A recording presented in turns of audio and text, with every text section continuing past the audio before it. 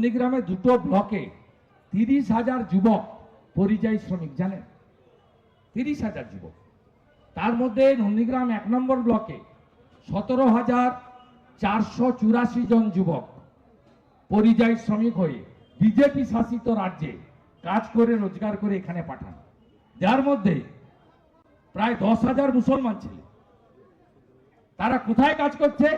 BJP শাসিত রাজ্যে, মহারাষ্ট্রে, গুজরাটে, অন্ধ্রপ্রদেশে, উড়িষ্যাতে, দিল্লিতে, হরিয়ানাতে, ইউপিতে। এই তো বাস্তব চিত্র। কিন্তু তারপরেও তো মমতা বন্দ্যোপাধ্যায় বলেন বাংলাকে গুজরাট হতে দেব না। মমতা বন্দ্যোপাধ্যায় বলেন বাংলাকে গুজরাট হতে দেব না। হ্যাঁ, এই জন্য তো উনি টাটাকে তাড়িয়েছেন, এই জন্য কে টাটাকে তাড়িয়েছেন, সেই জন্য টাটা গুজরাটে চলে গেছিল।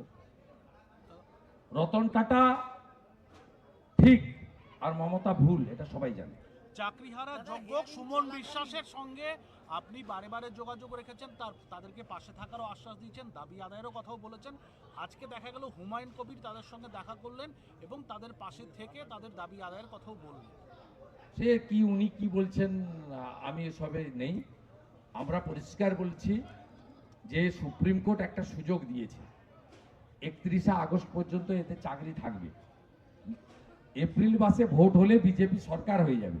বিজেপি সরকার হলে আমি কথা দিতে পারি, যোগ্যদের তালিকা নিয়ে আমরা সুপ্রিম কোর্টে গিয়ে বলবো যে যোগ্যদের চাকরি ফিরিয়ে দেওয়া হোক, অযোগ্যদের চাকরি বাতিল করা হোক। প্রত্যেক বছর এসএসসি হবে, ওএমআর সিটে চাকরি হবে। বেকার ছেলেরা ফর্ম ফিল আপ করে আসবে, এক্সামের একটা কপি বাড়িতে নিয়ে আসবে। এখন রেলের পরীক্ষা তাই হচ্ছে, এবং রেলে পশ্চিমবঙ্গে সেন্টার করছে না, উড়িষ্যাতে সেন্টার করছে। যেহেতু এখানে পরীক্ষা সেন্টারও অর্থের বিনিময়ে প্রশ্ন বলে দেওয়া হয়। এই তো পশ্চিমবাংলার বর্তমান অবস্থা। তাই সুমনরা নিশ্চিন্ত থাকুক, ভগবান উপর থেকে তাকিয়েছে, সুপ্রিম কোর্টও সময় দিয়ে দিয়েছে। বিজেপি সরকার এলে যোগ্যদের পাশে বিজেপি দাঁড়াবে। দাদা, অভিষেক বন্দ্যোপাধ্যায় বলছেন না দেয় সেক্ষেত্রে বিএলএ2 দের উপস্থিত থাকার কড়া বার্তা দিলেন অভিষেক বন্দ্যোপাধ্যায়। কোথায় উপস্থিত থাকবে? শুনানি কেন্দ্রের মধ্যেই, সেন্টারের মধ্যে। ইলেকশন কমিশন বুঝবে, তো গুন্ডামি। আমরা দেখুন, বিজেপির কোনো দায় নেই 14ই ফেব্রুয়ারি ভোটার লিস্ট বের করানো। যদি শুনানি ঘেটে দেন, ভোটার লিস্ট বেরোবে না। ভোটার লিস্ট না বেরোলে ভোট হবে না, ভোট না হলে কাউকে চাইতে হবে না, রাষ্ট্রপতি শাসন হবে। দাদা, অভিষেক বন্দ্যোপাধ্যায় অতএব ভাইপো বাবু আপনি সবকে ঢুকিয়ে দেন ভিতরে, ঘেটে দেন। আমাদের দায় নেই, দায়ী ইলেকশন কমিশনের আর তৃণমূলের। সঠিক সময় ভোটার লিস্ট না বেরোলে 5ই মে মধ্যরাত্রি থেকে কাউকে দাবি করতে হবে না।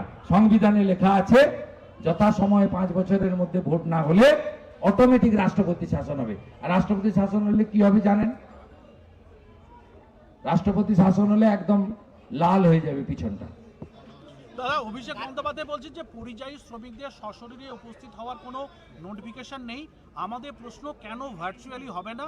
যদি কেউ সশরীরে থাকার কথা বলে তাহলে নোটিফিকেশন দেখতে চাইবেন, সশরীরে আসার কথা বলে যাতায়াতের টিকিটেরও টাকা চাইবেন, যাদের যাদের সমস্যা আছে তারা টাকা চাইবেন।